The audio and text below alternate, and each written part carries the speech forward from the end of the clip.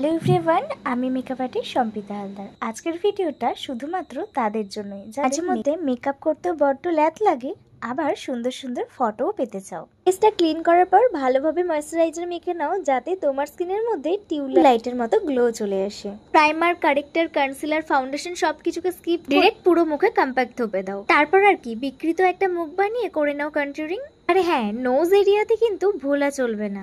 পছন্দের কালারের ব্লাসার ব্রাশের মধ্যে নিয়ে এক্সট্রা ব্লাশার ফু মেরে উড়িয়ে দিয়ে ভালোভাবে ব্লাসারটা লাগিয়ে নাও, তো তুমি না হাসলেও যেন সব সময়ের জন্য ব্লাশ করো। হ্যাঁ, আমি এখানে আইশ্যাডো প্যালেট থেকে ডার্ক ব্রাউন শেড নিয়ে করে নিয়েছি আমার দুটো আইব্রো ড্র। প্যালেট থেকেই করে নিচ্ছি ভীষণ লাইট একটা আই মেকআপ। আমাকে আজকের মেকআপটাতে টাইমও বাঁচাতে হবে এবং প্রোডাক্টও খুব কম ইউজ করতে হবে। কিছু ইউজ করো বা না করো, সেটিং স্প্রে কিন্তু ইউজ করতেই হবে। আর তাড়াতাড়ি চক্করে এরকম একটা বাড়াবাড়ি তো হতেই হবে। ও একজন বলেছিল বাধা যতই আসুক থামা চলবে না, তাই আমি এই বাড়াবাড়িকে পাত্তা না দিয়ে আবারও নিজের কাজ নিজে করতে শুরু করে দিলাম। করে দেখলাম মাস্কারা লাগানোর সময় যতটা সময় বাঁচিয়েছি তার থেকে বেশি সময় এই মাস্কারা রিমুভ করতে গিয়ে লাগিয়ে ফেললাম। স্কিনের মধ্যে সফট একটা সাইন আনার জন্য হাইলাইটার তো ইউজ করতেই হবে। তারপর এতগুলো লিপস্টিক সেট থেকে পছন্দ মতো একটা লিপস্টিক ইউজ করে ফেললাম। হ্যাঁ, সব সময়ের জন্য লিপস ড্র করতে গিয়ে কিন্তু আমি একটু সময়টা বেশি নিয়েই ফেলি। তো ওটা লাইট মেকআপের সাথে ইচ্ছা করলো লিপসটা একটু গ্লসি রাখি। আচ্ছা, তোমরা কমেন্ট করে জানিয়ে তো আমার লিপস সেটটা